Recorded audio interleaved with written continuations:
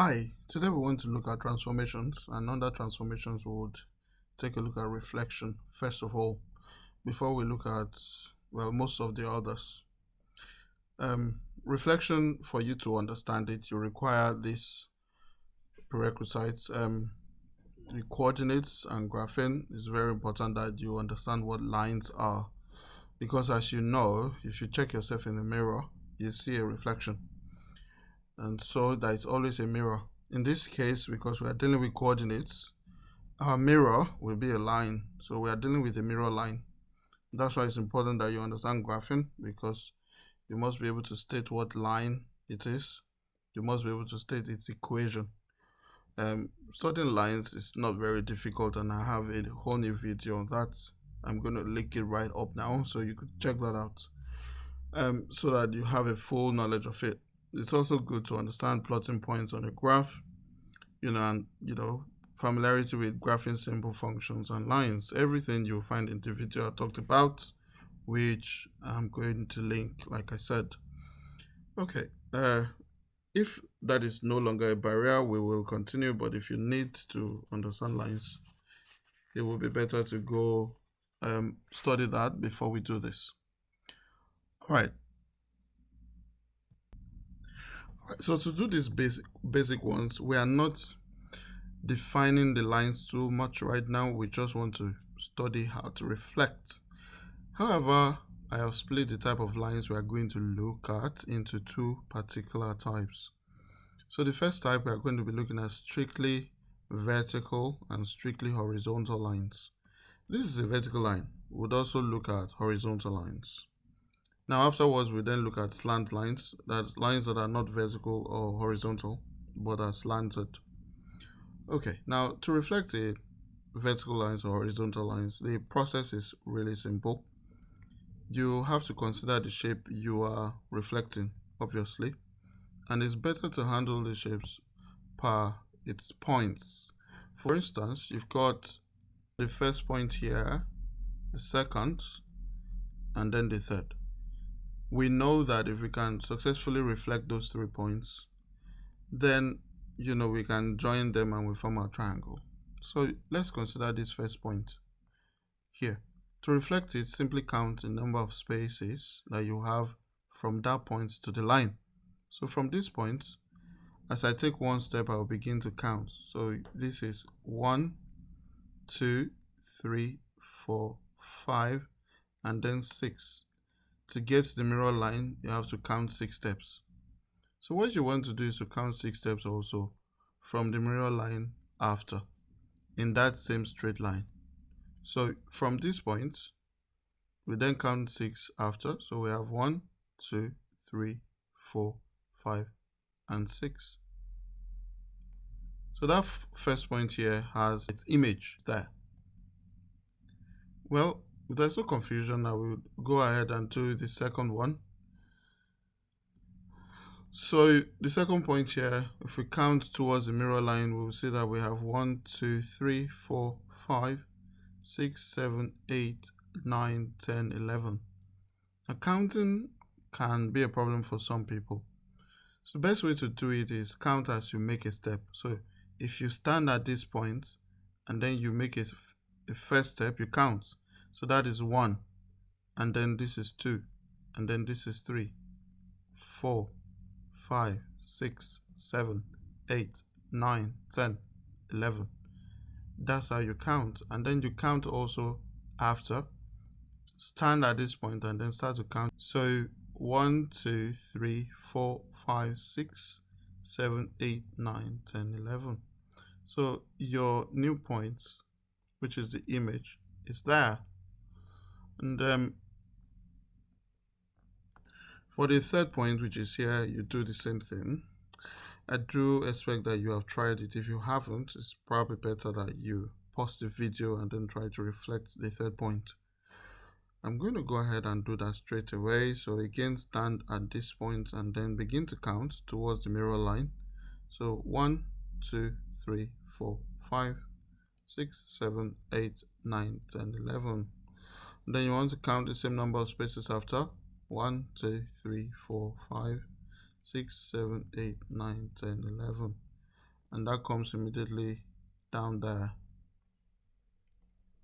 So which means we can join the 3 points to form a triangle. So this is then our new image, and the yellow triangle is our object. So we'll call this triangle B, that's the image. Triangle A, of course, is our object. Well, if there's no confusion there, we take a look at a second example. But if there is, you can rewind the video and then check again how it's been explained. For a second example, we are still dealing with a vertical line, but the object, which is the yellow shape there, is different. It's an arrow. Okay. So if you want to reflect this again, just treat them like points. If we reflect the points and we join them, we have the image in itself. So let's take a look at this point here, and then you will count 3 spaces towards the mirror line. 1, 2, 3, as you can see. And then from that mirror line, we count 3 spaces again after. 1, 2, 3. So the new image of that point will be here. Now, next thing we do will be to reflect the other points. So if we try to reflect this one, that's very easy. We just come through a point below. If that is a bit fast, don't worry, I'll do it. From this point, move towards the mirror line. This is the mirror line. So move towards the mirror line. You can count the number of spaces you take. So this is 1, 2, 3. And then you count the same number of spaces after. 1, 2, 3. Always remember that you have to stand at a particular point as you begin to count, so that you don't make the error of not counting properly. We are done with the first 2 here, so we go to this next 2. And then to count, we count the mirror line. From this point, you have 6 spaces towards the mirror line. 1, 2, 3, 4, 5, 6. And so we count 6 spaces after. 1, 2, 3, 4, 5, 6. Okay. And it becomes clear also that this particular point here, we have the mirror here. All right, if you want to verify that, just count. If you count, you will get what exactly was found there. Okay, we have 4 points, and I think we have 3 more to go. All right, so for this one, we will count also to the mirror line, and we should realize that there are 6. You take the first step, 1, 2, 3, 4, 5, 6. You count 6 after. 1, 2, 3, 4, 5, 6. So we know where it's going to be at, and that's this point here.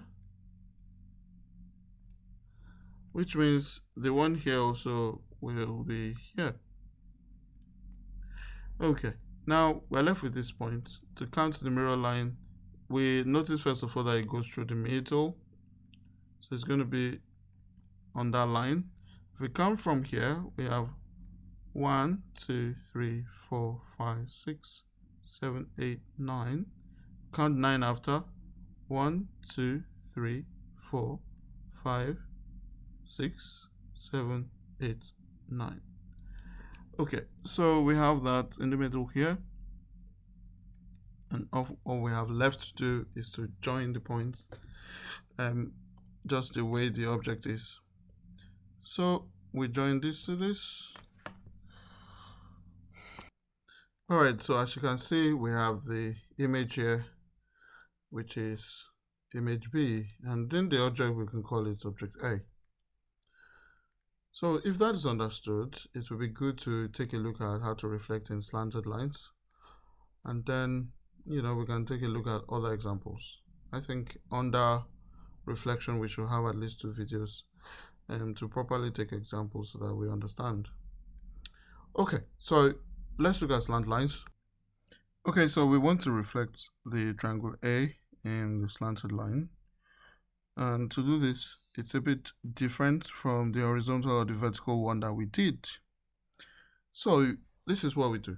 When we count from the point to the mirror line and we go maybe horizontally, when we get to the mirror line, we have to count vertically after.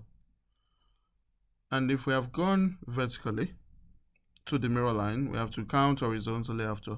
That's how this works. And this is what I mean. So if you begin from this point and then you count horizontally to the mirror line, it's very important how you do that. If you count horizontally, then you have to count vertically after. So from this point, say we count horizontally to the mirror line. So we count 1, 2, 3, 4, 5, 6. So 6 gets to the mirror line. We have to count vertically after. That's what it means. I'm just going to note the point right there where I'm at. So you can't afford to go horizontally again because that's how you came. And because it's a slant line, so you have to go vertically, which means when you're counting, you count 1, 2, 3, 4, 5, 6. So you have to go vertically. So our reflected point will be here.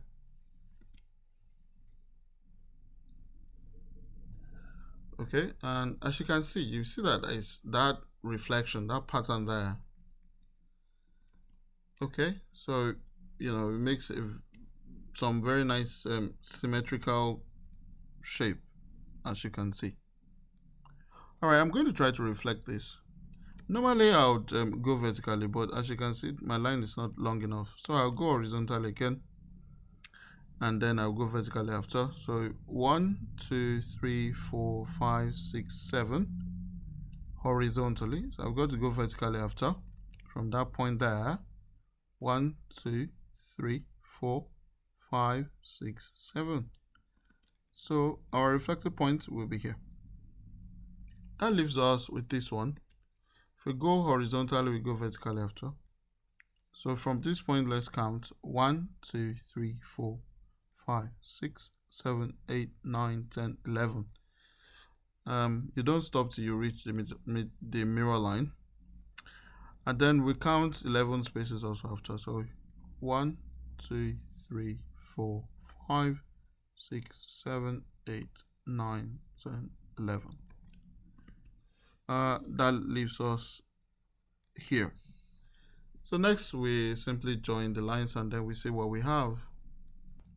Okay, our object has been reflected to give us the image triangle B, and as you can see, it does look like it's been reflected. There is a very good symmetry that has gone on between them. Okay, in the same vein, if you make an attempt to reflect this back, you will get triangle A. All right, let's take one more example and then we call it for today.